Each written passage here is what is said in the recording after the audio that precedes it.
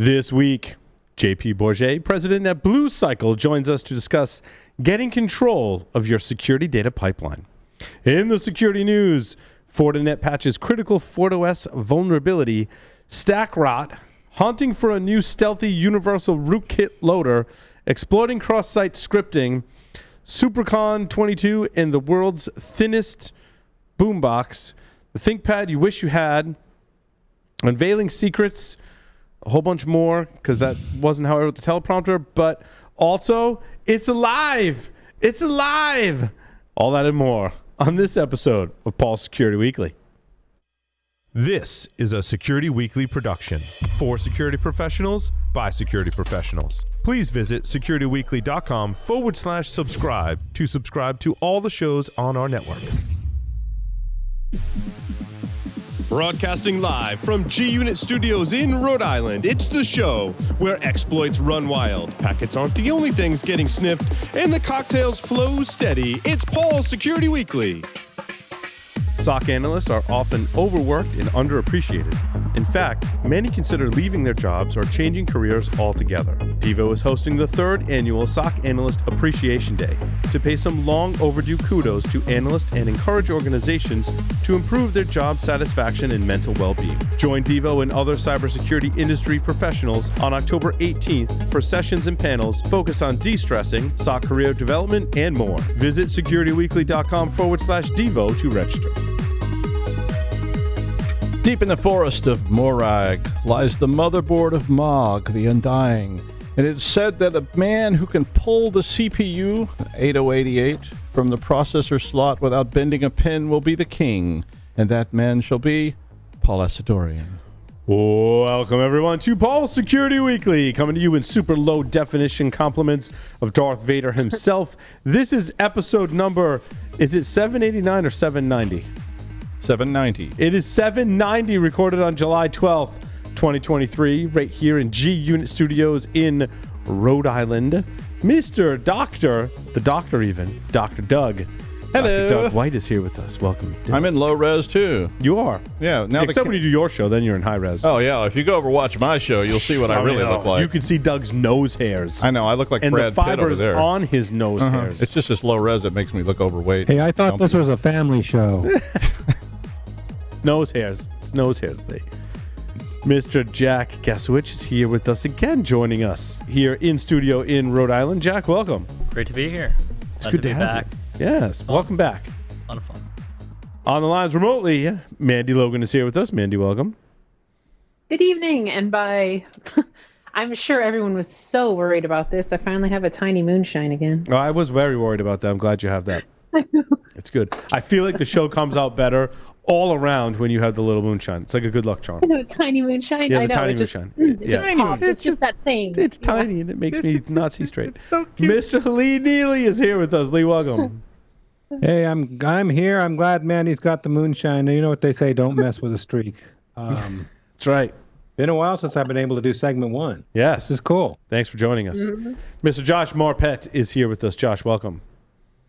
Why, thank you. Always glad to be here. Yeah. Even though my power died in my office, so now I'm in literally my 1-year-old's room. That's we've been having some power issues around here too. And there's nothing we can do about it right now, short of installing a generator, which could take time. But make sure you subscribe to the Below the Surface podcast by Eclipsium in partnership with CRA. Myself, Scott Shefferman, are hosts of the show. We've had the pleasure of speaking with some amazing guests, including Zeno Kova, the founder of Open Source Security Training 2, and Richard Hughes, the founder of the Linux Vendor Firmware Service. You can find all of the episodes at eclipsium.com/podcast and subscribe using your favorite podcast catcher. You can also follow Sec Weekly on Instagram for highlight reels, giveaway announcements, and more. JP is, excuse me, not a coughing maniac like myself. JP is a recovering SOAR founder, security data pipeline junkie, EIR Analytical Ventures, and president of Blue Cycle, a boutique consulting firm focusing on SecOps maturity and modernizing MSSPs and SOCs to the era of DevOps. Config as code and other current and past nascent approaches to getting more done with less resources. JP is also a cyclist. He was on the show 10 years ago and still runs the DEF CON bike ride, which you can sign up for by visiting cycleoverride.org. JP, welcome back to the show. Great to be here. I'm coming at you from Rochester, New York. It's awesome, man. It's just as hot here as it is in New England, I'm sure. Yes, It's a hot one. It's hot. Hot and wet. Yes, sticky. So, JP, tell us about your recent kind of journey. I want to start there. You came on the show last year talking about the cycle thing, which is super cool, by the way. And if you're going to DEF CON, you should do it. I mean, it's going to be hot there too, but it's fine. You're on a bike. It's a dry heat. It's a dry heat. It's a dry heat. It's totally fine. But tell us about... and it's early. That's right. It is early in the morning. Is the Or cycle late. right? Well, so it's the bike ride is actually kind of a forcing function to starting my solar company back in 2013. So we're on this cross country bike ride, and during that period, I was flying around the world. Let's just say improving sim installs for Mac VSM and a couple other ones, and I took the summer off to ride a bike across the U.S. with Bruce and Heidi and my father, and we talked a lot, and I reflected on what I did the past 9 months after I'd quit my day job, so I could go on the bike ride. And I realized that companies didn't have the people, the process, the tools, or the technologies to really, or maybe technology is the wrong word, but the skill set to handle alerts and respond to incidents. So I came back from the bike ride. We went, and then I started thinking like, hey, how could I make this experience better if I'm a SOC analyst? And one thing led to another. I started researching what was out there. There's a couple of early vendors. You guys might recall Resilient, which was up in New England. There's like CyberSponse, a couple other ones back in the day. And it turned out that there was, I wasn't the first mover, but I wasn't, there'd be much more to come along later. So I started, I found a developer and we started writing some code. And I worked with a local hospital here, and we tried to accomplish this, what we'll call an instant response platform at the time, which was really ticketing for the SOC. And we started building that. We tried to do it in RSAM. That failed spectacularly. RSAM is a GRC tool. Okay. Before our listeners, what is SOAR? Security orchestration, automation, and response. I should know that. Right. But at this time, we're in like 2015. There was no SOAR, or 2014. SOAR wasn't a thing yet. Yeah. The term of IRP or instant response platform was going around. Right. So I started this in fall of 2013. Applied to a thing called Mach 37, which was a cybersecurity accelerator. Yeah. Which is how I got to know Josh, Mr. Marpat, very well. Yeah, and Bob. What's his name? Stratton. Thank you. Yep. And you got a guest a few weeks ago, Billy Boatwright. He was in the same cohort as I was. Okay. If that didn't come up. You probably heard of Huntress. They were a company that was the cohort after us. They went through Mach 37.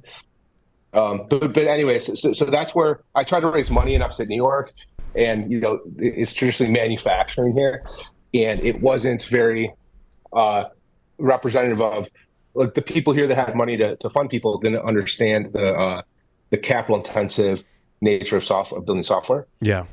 So I literally moved to DC with my girlfriend, now wife at the time, and we that's when it got real. And we went through Mach 37, which the band's kind of broken up. It still exists in a different form, but like Rick Gordon, who's currently the CEO of Tidal Cyber, Bob Stratt, and another guy, Dan Woolley, they put together an amazing program, kind of like a master's degree in like entrepreneuring is how I'd characterize it.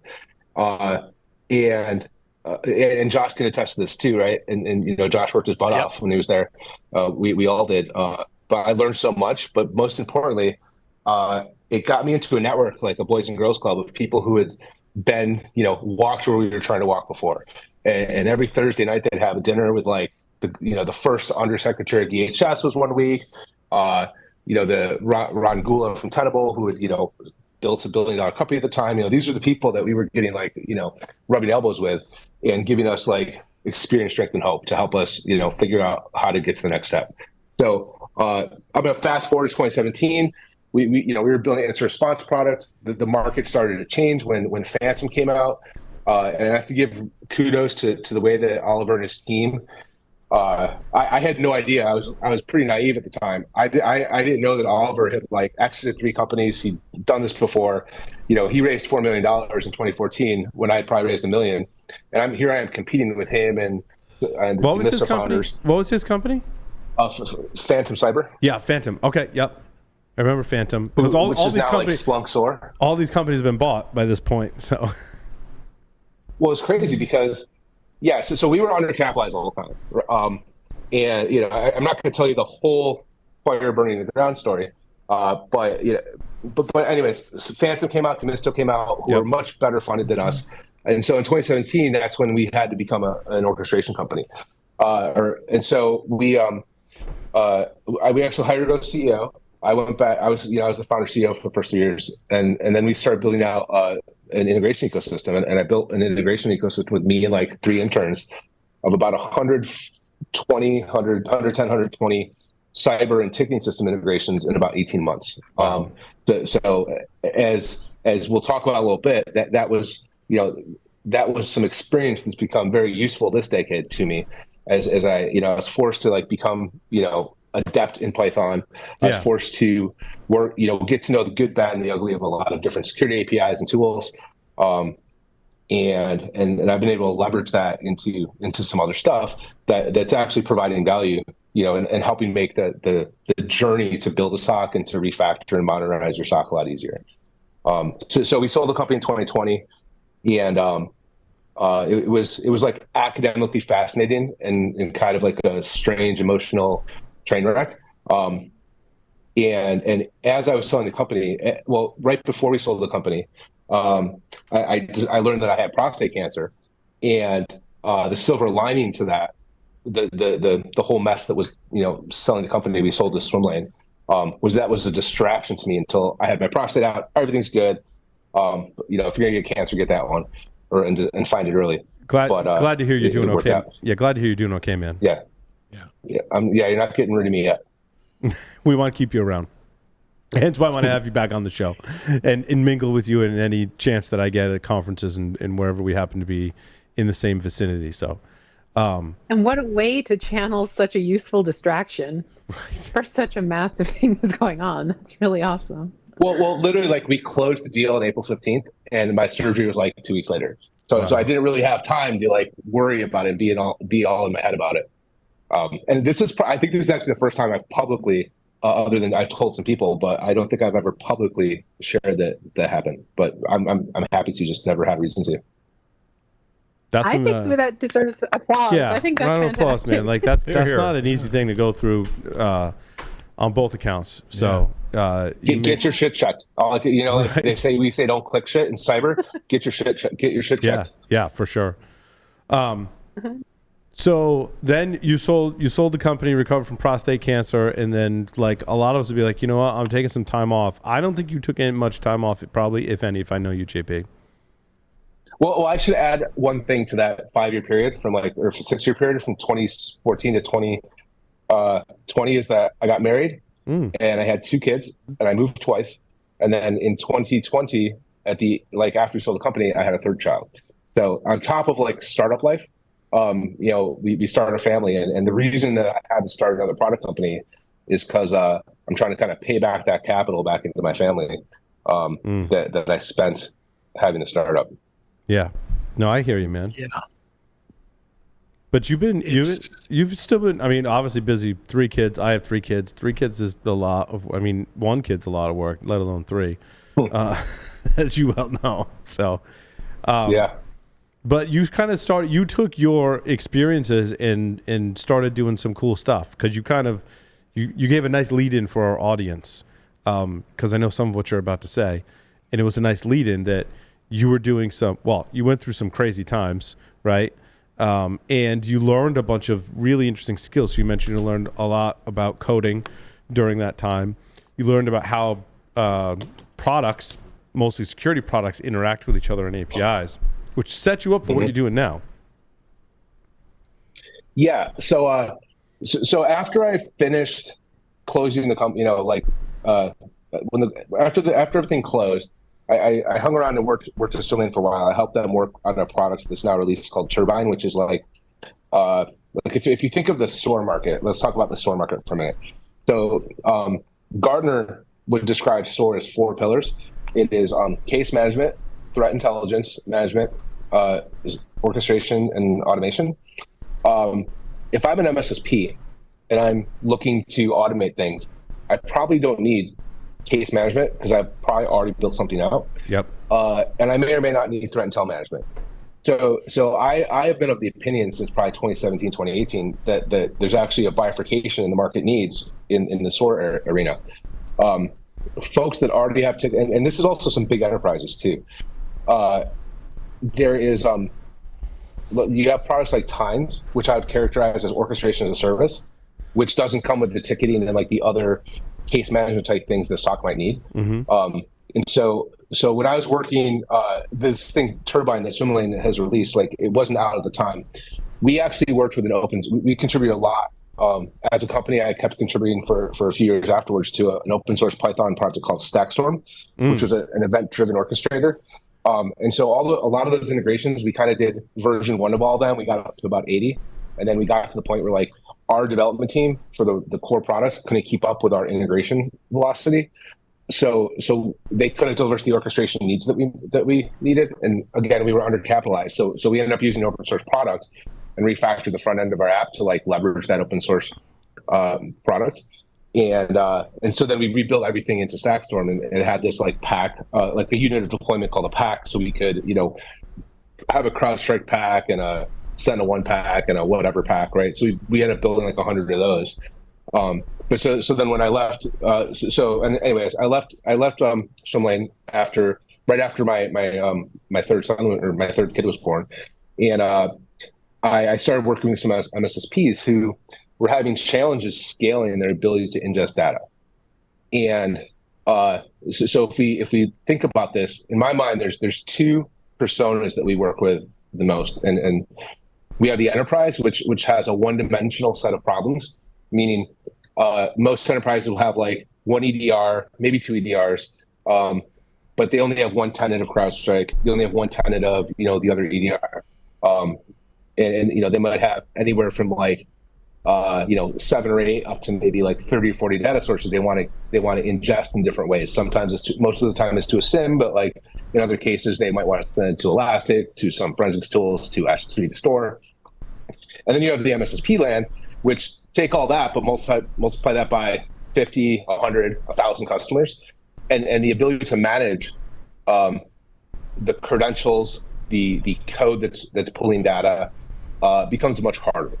So we my very first client was a company that was an MSSP that was struggling with that. And so we went in and we actually used Stackstorm to start, and we wrote sensors or event pollers for them in Python, and we got to about 20 of those, and that's when I discovered a tool called Cribble, which we could talk about in a minute. But so then we switched to doing that because it was more of I don't want to say no-code approach, but it was like a low-code approach that I didn't have to manage all the Python, and Stackstorm had some flaws with multiple implementations of the same sensor, so we had to do a bunch of manual stuff. So it wasn't very user-friendly from an MSSP engineer perspective.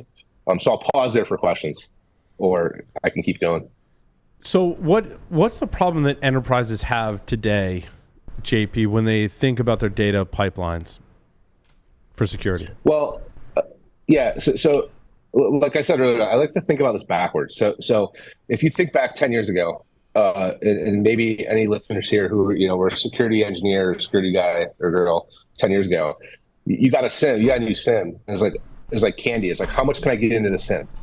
And we've there's been a lot of writing about like how that's not necessarily the best way to do things. But the way I like to think about it is when I get a SIM and I have logs. It should be based on protecting the business and the security use cases. So what's happened is today we're in 2023. Obviously, like I wouldn't be the first person ever to say that people's Splunk bills have gotten outrageous. People's other SIMs, their bills have gotten outrageous because they're based on ingest per second or number of gigs a day. It's a utility. And so, hey. 6 million a month for Splunk is not a big deal. Come on. But there's this. I bought this expensive tool, so I want to use it for everything. But the more I use this tool, the larger the bill is. But I can't just rip out this tool because I think, as you said, this is why earlier, AWS makes so much money. I can't just rip it out because I got 10 years of development in this particular tool. First hit's free. Right? So is that where most enterprises are with SIM? Yeah. Well, so you bring a really good point, because there's as Splunk, right, as the beneficiary of the spend, it's an amazing pricing model. But from a risk management perspective, you have a disincentive to use it more to get more value out of it. Right. Because you don't want the bill to increase, or you have to manage that growth.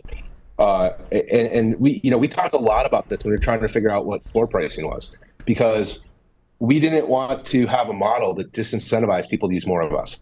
So if people, we and I don't think we ever came upon like the best pricing proxy to get value, or to basically get paid for what we're doing, the value we're providing, without being ridiculous. There's analysts, number of analysts, but like that works great in the enterprise, but not well in MSSPs. There's all these different, nuances to it. But anyways, but back to what I was saying is that, like, you're right. Like, it is difficult to continue to increase that spend. Now, I believe, though, if you're playing the game of how much can we get in our SIM, which is what I believe a lot of people did, then you're now in this predicament where spend's crazy. What do we do? And so my high level suggestion to folks is, well, think of it in the inverse. So we kind of have like classes of citizens in our SIM, and I'm going to kind of characterize two terms. One is a system of analytics, like QAR, Splunk, Azure Sentinel. That's where you're actually doing your security correlations, your alerting, all that kind of stuff. And then you have a data lake, something like S3 or Azure Blob, or even like an Elastic instance that you just search in. And so what's happened is people's system of analysis has become their system of record or their data lake. And that's not cost effective today. Like 15 or 10 years ago, you didn't really have many other options, and the growth of data hadn't started to explode as much as it has today. So I encourage people to say, well, hey, we have the system of analytics. We're using it to protect risk in the business. What are we trying to protect? What are our security use cases? So like turning on, like if you guys, I'm sure some of you guys have heard of Anton Chuvakin, and he's the first guy to say this, is like, you don't just turn on your vendor rules and just like set it and forget it.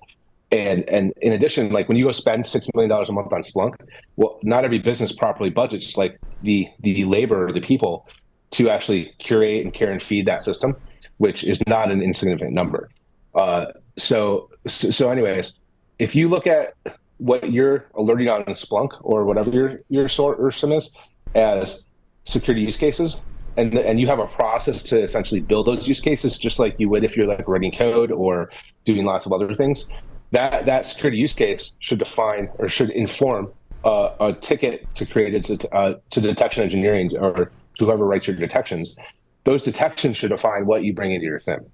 Now, that's not a perfect answer, but I also think that in a well-defined architecture, the things that don't go into the SIM natively as first-class citizens, there's some ways that you can make those accessible to the analysts or the incident responders, so that if they need to go pull like yesterday's Palo logs or 6 months ago Palo logs, like that's not hard to do. But it's not so much what data you're putting in there; it's for you and how you help people. It's how they're putting it in there, what pipelines they're building, how they're storing the data. But also like being able to answer questions that you don't know what the question is until you need to ask it. Yeah. So let's come back to that 1 minute, because I think you get the point, but I want to reemphasize it, which is you should only put things in your SIM. And generally, this is not a commandment, but you shouldn't put a whole bunch of crap in your sim just because you can. Yeah. So that increases costs and all these things. And so I believe that the best lens with which to frame what I should bring into my sim is what feeds alerts, which is detections. And so that should be my starting point. So there should be some governance around, hey, some team wants all this data in the sim. Well, what are you going to use it for? Like there's no Splunk query that says, hey, what haven't I used lately? And what does that cost me? Like, there's a reason that there's not that query.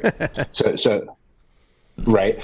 But thinking about that though, leads to your question, which is once I understand like what I need to get into my sim, well, then I start to think about, well, what can I do to like better, let's say, route the data or better sort the data so that what I actually need in my sim goes there, versus going to S3 or to a data lake or to something. Is that a good segue?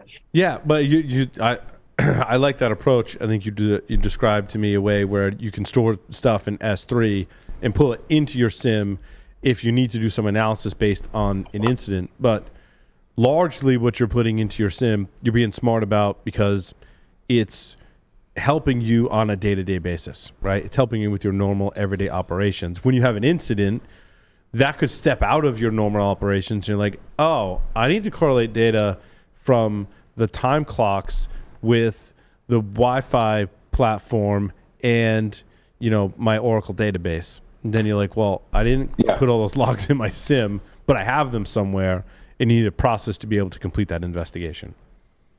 So Storing logs is infinitely cheaper than processing them in your sim. And the time you invest in baselining pays for itself 10 times over. Sure. Yeah, amen. Yeah. And so what we've figured out is that if we're able to get closer to the data before it goes to Splunk or to your sim, if we're able to do that, we can, and we have a tool that we can essentially filter that data and route it based on maybe it's data source, maybe it's event ID, maybe it's firewall log type. If we can route that and or multiplex that based on characteristics that are in the logs, we can start to be really smart about what we send into the sim and what we send for long-term storage, whether it be for IR, for compliance reasons, for audit, for whatever it might be. Sure. I want JP to hear this one comment from Discord because Dimitri is saying that he is sending this to some folks he works with and captioning it. He's saying all the stuff I've been saying, but better. Thanks, Dimitri. I've been talking about this for a while, and I, when you talk about the same thing over and over again, you get the opportunity to refine, your thinking and get clarity.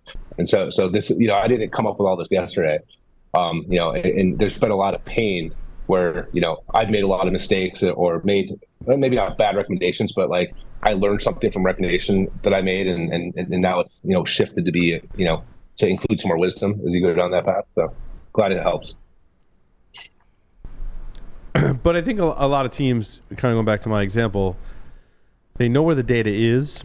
They know they may need to access it someday, but they don't have the right people and process to be able to get it into the right places, or at least put it inside of a process where they could analyze it if they needed to. From what I understand, JP, that's some of the things you're helping organizations with today. Yeah. So what you're mentioning is, well, so back in the day, we called this an ETL pipeline. So extract, transform, and load. And, you'll see that in batch processing, there's Amazon services that do that, but they're not really accessible to, let's say, a security engineer, unless you're a developer and you've done a lot of work in that. So there's so what we call this is just security data pipeline or data pipeline. And so I'm going to pause on that data pipeline comment and get back to your observability comment. Do you want to read that back to me again? Yeah, we have data the observability thing. Yeah, we have data in lots of places. We know we might need to analyze it, but I don't have the means to go collect it, store it, and analyze it. Yeah. So this company Cribble, they're started out of San Francisco. They define the term observability as the ability to search log data that you don't know the questions you need to ask yet. Right. So the ability to capture events with a wide enough aperture that I'm able to ask questions that I just don't know what those questions are yet, but to be able to have that data ask those questions, which to me is like, that speaks to like the incident responder in me, that speaks to the SOC engineer in me. And so that's kind of like Cribble's, like that's one of their core premises and like what they bring to the market. Or maybe I should say one of the goals that they're trying to achieve with their product. So if I think of their product, like, if I'm talking to a bunch of geeks, I think of it as like LogStash on crack. So if you're familiar with LogStash has inputs and outputs, and then inside LogStash, you can define transforms to get the data into, maybe it's like JSON to syslog or the inverse of that, or maybe you want to actually take and add fields. There's been other tools in the past that have done that. WinLogMeet's not LogStash. LogStash is part of that system. But the ability to do that processing, on the agent. So what Cribble does is it essentially takes that idea of having data sources or inputs, having outputs. But every event that comes in as a source is available to be routed and transformed in a pipeline, but also multiplexed. So let's say I have a bunch of Windows events, and everybody knows, probably people listening to this show know that there's about 25 security event IDs that are valuable to the SOC. Getting every security event isn't necessarily, efficient. So I could write a pipeline in Cribble that says, hey, if it's one of these 25 event IDs, send it to Splunk. And maybe I transform it. Maybe I remove those 2 paragraphs at the end of the event log that just gets sent over and over again, because that costs me money because I'm paying for ingest. But then I route the raw log to S3, and then it's there for me to pull later. And then once it leaves that pipeline or that processing pipeline, I can then send it to one or more destinations. And so in the example I just gave, where I'm sending a filtered set of events to Splunk, I'm going to actually remove that. I'm also reducing it and removing those paragraphs at the end and maybe some other fields that I don't need. But I'm still sending the raw one to S3 or to Azure Blob Storage or somewhere else. I've now reduced my ingest in Splunk. Now, that's not without some pitfalls, depending on how you do that. If anybody knows about the Windows TA pack in Splunk, it's kind of a hot mess, where if you change one byte in that event log, it kind of breaks everything. So you have to switch to JSON mode in Splunk. But that's an example. Like another example might be, I have Palo firewall logs, and let's say I'm getting stuff for JSON in. Let's say I'm getting JSON in, which is like the worst way to send Palo logs in because they're huge. But I only need 10 fields out of that log. I can use Cribble and pull out and pull out those fields I don't need, and just send those fields into Splunk, and it'll parse the fields I need, and then the other ones will just be blank. So I feel like even though Splunk's models, but I feel like Cribble is not the first tool to want to be able to do that, right? I feel like the log and event correlation market in general has tried to do that. Even the individual products say you should do this, and here's a facility to do it, right? Well, look, you have WinLogMeets for Elastic. You have the Azure Monitor agent for that. You have Splunk Universal Forwarder, right? You have all these tools, but the problem is each one is its own world of hurt, right? Yeah, it's its own world of everyone's in a different language. There's no common methodologies, and what Cribble's trying to do is say, hey, well, if you want to switch SIMs, it's super easy, because you don't have to actually install a new collector. You just we're already getting the data. You just reroute it over to the new SIM, or you bake it off to the new SIM and multiplex it. Maybe you have to throw it in the transform it slightly differently to go from Splunk to Azure or Splunk to something else. But once that's in the middle, it makes it a lot easier to make those on the fly decisions. And I don't have the IT change with piping it to a different SIM, if that makes sense.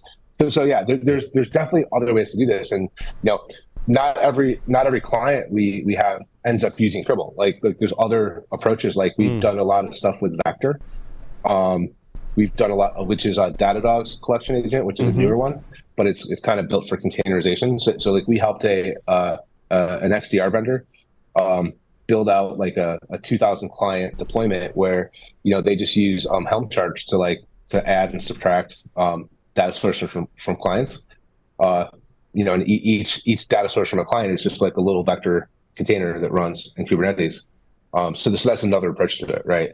But these capabilities to do everything with pull requests, with kind of like the codification of things are really difficult for security teams because they're not DevOps folks. They're not necessarily, some of them are, but like they're not necessarily systems engineers who can build that infrastructure and maintain it. So like the ability to do that with Cribble with like a couple nodes, not in Kubernetes, with like a deployment they can relate to, but still be under change control is super good. Is super valuable. Yeah, I see. But even in mature or larger security teams, they don't necessarily always have the right expertise, because some of the stuff you're talking like developer language, not security language necessarily, right? And so when you're doing, go ahead, Lee. No, I was going to say, I think he's also talking about architecture. It's not shove it all into Splunk or an equivalent. You're actually he's breaking it up and reducing it at the front before it goes in, but he's not throwing logs away. He's picking them all up. He's not saying, don't send me this. It's like, send me everything, filter the stuff I don't care about over here, but save it for a rainy day just in case. And send the stuff I need to the expensive toys or analyst tools, excuse me. But figuring that out, I mean, that's huge. I don't know that people really go to that. I think they start with the write a check for Elastic or write a check for Splunk, and don't bother with the architecture piece. But that's become even so that's why we call it security data pipeline, architecting. Is that we're actually looking at this whole process. We're starting with the business requirements of like what risk you try to mitigate, then all the way back down to the data source and saying, hey, we should, like, the closer we can get to the data source and have full control, the better, because then we can make strategic decisions on where we send logs, how we filter them, how we transform them. And then when we need to change things, it's in a centralized place. And the other thing I didn't mention is that it gives me visibility to, like, it was a log source down, right? It's way easier than checking like a LogStash client, or I'm sorry, a WinLogBeats client on a Windows machine in the Philippines, right? I can get an alert right out of the system saying, hey, this box stopped sending me data. I can do things like persistent queuing. I can say, hey, like if my network went down, I can't push to Splunk Cloud. Well, I can start to like actually store these events and buffer them. And that's especially important for syslog. Because most, not all syslog, but a lot of syslog is EDP. So if you don't hear it, it never happened. So there's a lot of other like value adds under the hood that, like, until you start getting deep into this architecture, hasn't bubbled up. Back to you, Paul. You had a question? Yeah, I was going towards like what's the most practical types of events for teams to look at, right? Like our topic for this 2-month block is incident response. And I think that's changed over time, but probably not at a fundamental level, hasn't changed too much, right? Like I still think that you could probably right off the top of your head, JP, some basic rules. Like you want successful login and unsuccessful login. You want some type of process log, right, from your Windows and probably Linux systems too. It gives you some telemetry on processes like sysmon.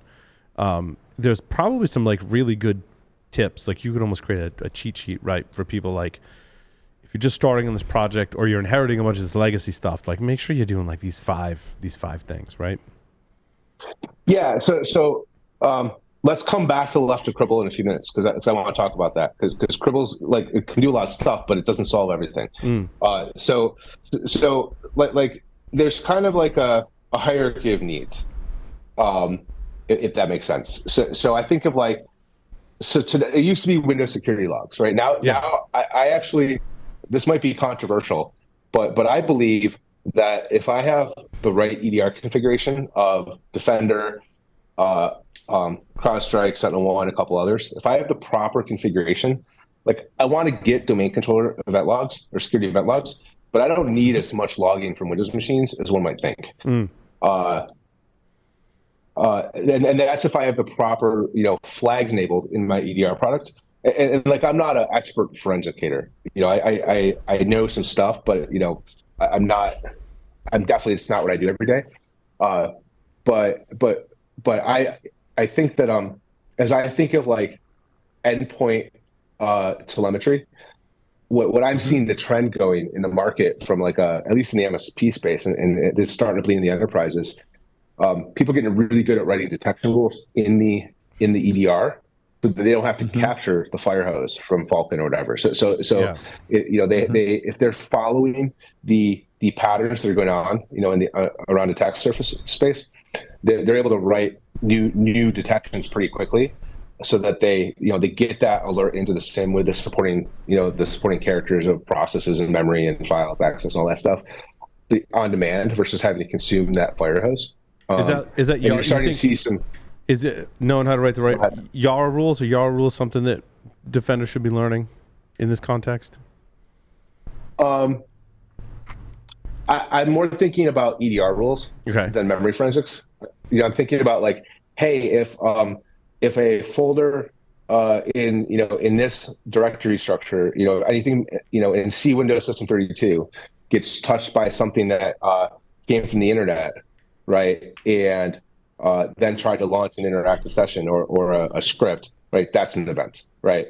So that's a really simple example. But being able to and all these companies have really good base detection rules, but everything's based on what's going on in the environment. So like one of the things, for example, I really like about Defender is they have this thing called attack surface reduction, and you can whitelist your own internal apps that might not be signed or have certain things, but block any other app that's not signed.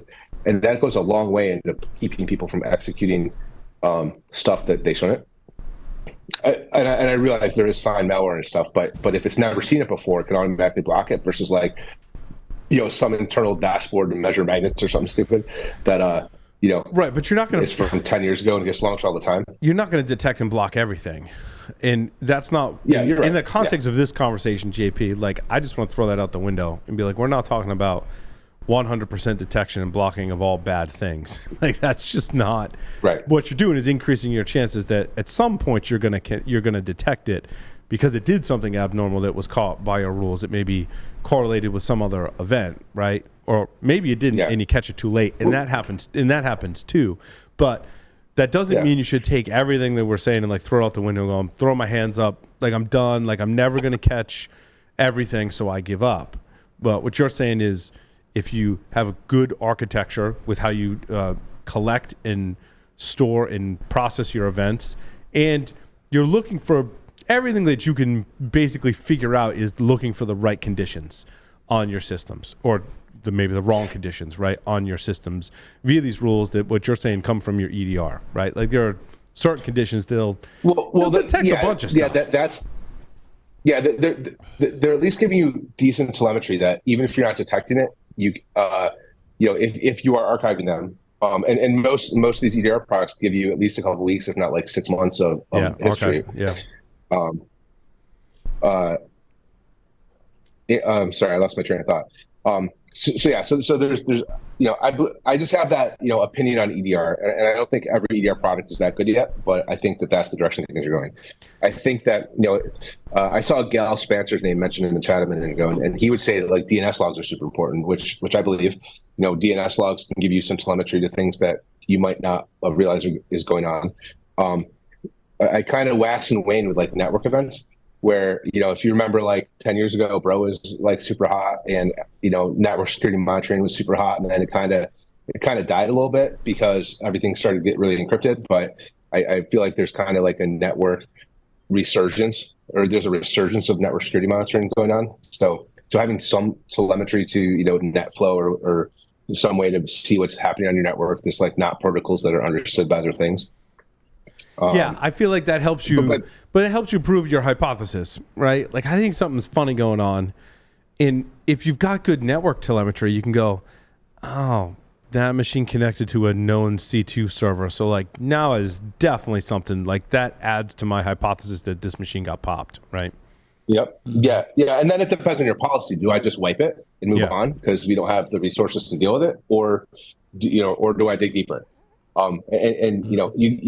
So when you think of this question, which is like, well, what are the top things I need, right? It all comes down to like, what risk is the business okay with, right? So I think there's two other types of logs I'd say are really important. One is identity, especially things like service accounts and OAuth apps. If you look at like Azure AD, you can have OAuth apps that people grant consent to, and you don't know it. All of a sudden, your OneDrive is exposed, things like that.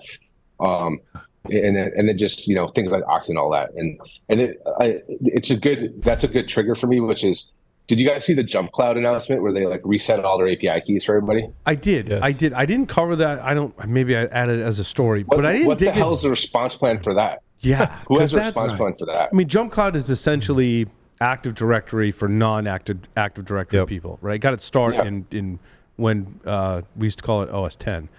I think it dates back that far of being able to manage machines and identities. We did some stuff with Jump Cloud. I think it's machine identity, but then they started pivoting, and I think have completed that pivot into we're Active Directory, but we're not Active Directory with all the baggage. I think they have a good platform. The last I briefed with them, and I'm gonna say when I briefed with them a few years ago, I was like, you guys have like I met with their engineers, and I'm like, you guys solid. But now they had a breach. Now everyone has a breach. No, I just want to put that out there. It happens. It happens. Dude, breaches happen to everyone. Absolutely. But my real question is, where are we going with that? Let's say it's Okta. And you've got an email that in 2 hours, Okta's going to reset your API key, and your entire freaking business depends on it. You need. Did you tabletop that before that happened? Now you should. Now you know. Right. Well, I don't think anybody has. And yeah. I saw Adrian. Adrian said, I saw a tweet or a post by him about that, and it really got me thinking, because I work with identity all the time, right? Mm-hmm. Even if it's just like auth creds to write code, right, or log it in. I have all these client systems I go in, and everyone has Okta or whatever, and I just couldn't imagine if all of a sudden all that went to shit and we had to start over, or we had to, Do you collect a lot of user events? Is that a big data pipeline, identity-based events? Yeah. So we're looking at, Azure AD signing logs, Okta logs. So I think it depends on the business, right? And there's think of HashiCorp Vault. That's a good application type log to talk about, or or Amazon KMS. Do I really want to get every read log every time somebody reads a secret in Vault or KMS? Probably not. I probably want to know when someone tried to read a secret, but they were denied, meaning that someone is phishing, in my secrets manager. Every time someone reads a database, do I need that event? Probably not in my SIM, right? I probably want to archive that, but I probably don't need to throw that to my SIM. But it again, it depends on what you're trying to protect with the business. And different businesses have very different, let's just say, risk acceptance over what they want to find out. And so when you were talking a minute ago, Paul, what I was thinking was a SIM is the SOC is a grab for attention, right? So every time I fire an alert, I write a check, and that check is paid in my analyst time, right, to go and look at this alert. So the more alerts I have, the more things I'm collecting. The more burnt out everybody gets, unless I'm doing a great job at automating the triage and the response to those. So we need to be very careful about what we kind of trigger their attention for. So, it's that. I guess I'll pause with that. It's that frame. When you say that, it reminds me of the incident response scale, the scale that Chris Breton came up with years ago. And I was like, dude, that is absolutely brilliant, and I give him props every time. He's at Active Countermeasures, one of John Strand's companies, right? He said, look, all events that happen that is observable by the SOC, let's say, are on a scale from 1 to 10, right? 1 being the most benign, average, everyday. I could look at it all day long and go, that's completely normal. 10 being, oh my God, we've got the breach of the century on our hands, and everyone needs to drop everything and respond to it, right? And so, let me see if I get the numbers right. Let's say 1 to 5, it's pretty easy to identify. 7 to 10, pretty easy to identify, right? It's that middle, 6, 7, 8, right? 6 and 7, let's say. That's where a tool solution automation is what we're talking about, should really help me figure out. That's where I should be perhaps looking, but also where I need tooling to help me make sense of that, right? Because it's not just, it's benign or that's really bad kind of thing. I don't know if that helps. I don't know if that helps you. I thought that would be a good thing for you, JP, and the work that you're doing today, and also a refresher for our listeners that that's how we need to think of event management. Yeah, and So it's funny. So I was an interim CISO for like a year ago for about 9 or 10 months, and uh, I had not realized how much I'd been able to avoid risk my entire career until that experience. Yeah. Which it's funny because I'm in a risk management profession per se, but what's the hardest thing to do is people won't make decisions to say, hey, we should bubble this up or we shouldn't, and then set it and then evaluate it. Right? People just like keep making everything come in because they're afraid to be the person that missed that event and to make that decision that like caused a big problem. So I think that the system that you mentioned is very important because it gives someone a vehicle to not have to make that decision, or to at least codify a decision and then revisit in a month or two and improve it, like raise the priority or lower the priority. Right. In the absence of that systematic approach to like prioritizing things, everything becomes the most important thing, and things aren't manageable. Well, and I think from an automation orchestration perspective, 1 and 2 on that scale and 9 and 10 on that scale are pretty automatable at that point, right? The closer you come to the middle, the more you need a human, and we can talk about AI and how it plays in this, but the closer to the middle that you come, right, you're gonna, that 5 is where you really need a human to help make that decision. That's the other thing I like about So it's funny, when we were early on at security, like orchestration hadn't been, there wasn't a lot of acceptance in it. So what I mean by that is people were afraid to trust the system or let the system loose in like their enterprise environment. And so it was very interesting how we ended up behaving in retrospect, which was we were looking for use cases that provided like low risk, high value. So that might be like quarantining email, but you can't quarantine emails during tax season if it's an accounting firm. Like there's all these little if, ands, and buts. So did you build, around that kind of? Like like you could have a flag to the automation that, said, hey, during this time, or just disable it for a period of time. Who do you put that on, right? Like that decision on, like, because that's like a business risk decision. Yeah. Yeah, you know what I mean. So is it someone with a security background that's making that call, or is it the business owner? Like, because that's okay, you flip that flag on, but you also open, you incur some risk in that. Yeah, and it's like, who's taking on that risk of making that decision? Yeah, how that happens is like that's when a really important email gets blocked by the spam automation or the triage automation, and it was for the CEO, and he get it. He's like, turn this shit off right now. You can't turn it back on until like we're back past our busy season. Got it. Interesting. But what I will say is that we kind of evolved some of our run books into having like plain vanilla phishing triage and like white glove phishing triage, where the white glove for VIPs would put every potentially quarantine thing in front of an analyst first. So like a certain subset of the user population would get personal attention. And this is in 2017, and in 2017, maybe even today, like phishing is still like the number one attack vector in a lot of ways. Just like it's the way people get footholds. And so there's a lot of focus around that phishing use case, and I think probably even today it's still like the holy grail SOAR use case is like doing phishing triage, or maybe malware analysis. But I think there's too many outcomes from malware analysis to effectively automate like every time. Where like with phishing triage you have a couple pieces of metadata like sender, receiver, domain age. Yeah.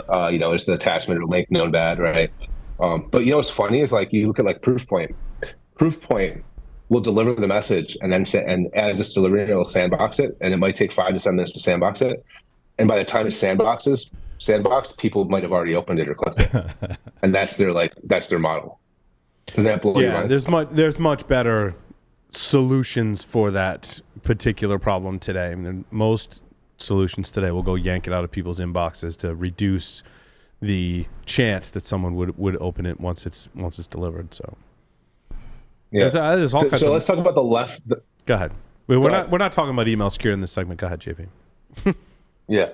So let's talk about the left of the pipeline and where I've kind of found my happy place, which is we started being really proficient at Cribble and some of these other approaches to moving to maturing these data pipelines, and what I realized was most teams that are engineering security log ingest, they're not developers, but within a month or two of them building that pipeline out or doing a POC of it or whatever, they start to come across data sources that can't be natively ingested by a lot of tools. That could be because we have to do REST API calls because their API is like really weird and funky or shit. That could be because by weird and funky you meant shit. Yeah, but a lot of that, like even in 2023, there's but give me an example. Is it custom apps? Salesforce. Yeah, Salesforce is like a great example, right? In order for me to get audit logs out of some of the Salesforce platform products, I need to query an API. I need to tell the API what date range I want to get audit logs from, and he responds to me with a link to a CSV. I then need to go get that CSV, and then I need to process that and get it into a pipeline. Yeah, so there's a ton of normalization to even get that data into a format you can work with. Hold on. I have a question right? What do zookeepers and Python developers have in common? What? They both love pandas. That's funny you mentioned pandas, because if you look at Defender, pandas is a data frame library, right? Yes. Are you familiar with that? The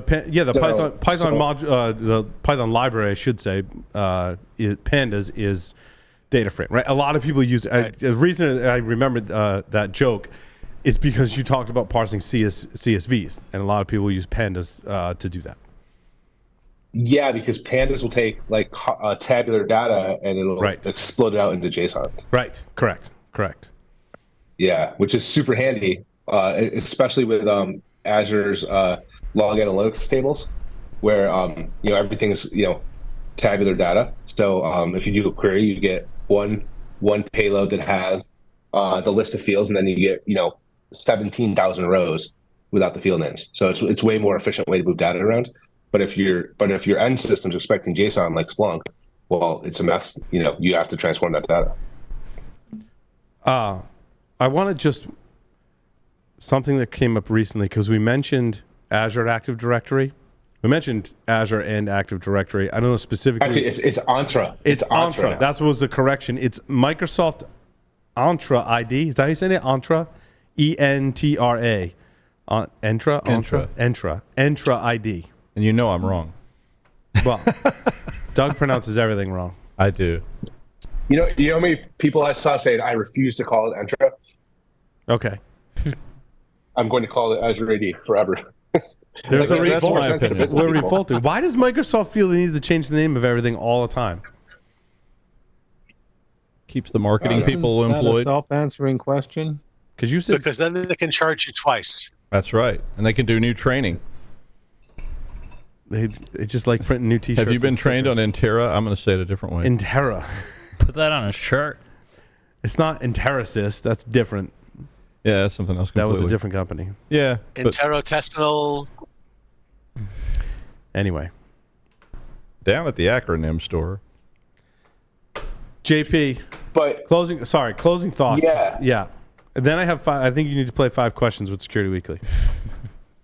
Yeah, that's cool. Well, yeah. I'll just wrap up and say we found like this niche where enterprises and MSSPs need people like us to go in and write Lambda functions, write containers or just Python or Golang code to bridge that final piece of gap, that final gap, which is getting stuff from the end system or the SaaS platform into your data pipeline, and so that's kind of like probably 60% of work that keeps us busy. The rest of it is like security maturity and like doing high level, like we don't really do assessments per se, but we try to come in and meet where people are, and we when I was with security, this work company, we got to see so many SOCs. So we saw, just like APIs, we saw the good, bad, and the ugly. We saw the good, bad, and the ugly with like maturity of different security ops teams. And so it gave us a lot of ideas and, ways to help people think differently. For sure. Are you ready to play 5 questions with Security Weekly? I am. 3 words Let's to do describe yourself. Punk rocker, hacker, and dad. If you were a serial killer, what would be your weapon of choice?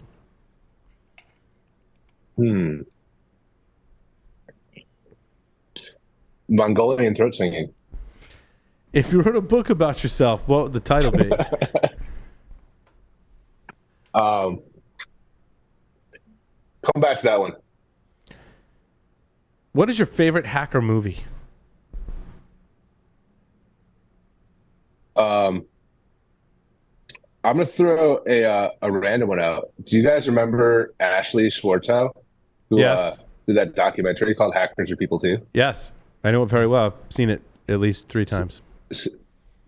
So that was my first DEF CON that year, and You were in that. Like, you were, I just were you in randomly- that? Hold on. You were in that? Did you? I was in that. You for were like, in that. for like I was in it for like 3 seconds, but like that was my introduction to like the scene and like DEF CON and all that. It was literally like 20. I think it was 20 years ago, probably almost now. It was like 2006 or 7.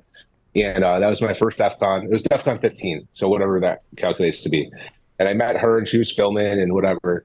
And I learned how not to do DEF CON, which is like have an agenda. And then the next year I went with no agenda, and then ever since then it's been like awesome times. That's awesome. JP, choose 2 celebrities to be your parents. Alive, dead, living, or otherwise. Wow. Fictional or otherwise. Fictional or otherwise. 2 celebrities to be my parents. Wow. So how about the guy that plays Dexter? Yeah, I don't know his name, but we What's know his name? we know who you're talking about. Yep. And then my mom. Who is Dax Shepard's wife? Kirsten. Isn't Kristen? Kirsten What's her Dunst. name? No. Kirsten Yeah, Dunst. Kirsten someone. Dunst. Carson something. Not Dunst. No. Not Dunst. No, Bell. Kristen Bell. Oh, Kristen Bell. Yeah, Kristen, not Kristen Kristen. Bell. Yeah. Yeah. There you go. J. Michael Hall, is that who played Dexter? Something like Michael that. Hall. Michael something. Yeah. Oh, whatever. And if I didn't watch the Dexter like sequel thing, I wouldn't have said that. Because he had like a kid and stuff, and it was like so weird how he's like, I don't want my kid to become a serial killer and all this stuff, and like he was really trying to like. It's crazy how they made you like empathetic for like a serial killer. Yeah, well, he's not, but like they almost convince you he is. Got it. And that's like an answer because I don't have time to think about it. I could probably come up with an awesome answer, but right now. I think those were what was awesome. the question I skipped? Those were awesome. You didn't skip any. You didn't skip any I think questions. favorite man. book or something. No. No. Oh, the book. Right. Yeah. Oh, did we skip a question? We did. He came Yes, back. He yes. wanted to come back to it. Oh. I still think Mongolian So what throat was singing is a good title. Yeah, let's make it that. Mongolian throat singing. I love it. Mongolian throat singer. JP, thank you so much for appearing on Paul Security Weekly. Thanks for having me. It was a blast. With that, we'll take a short break. Come back with the security news for this week. Stay tuned.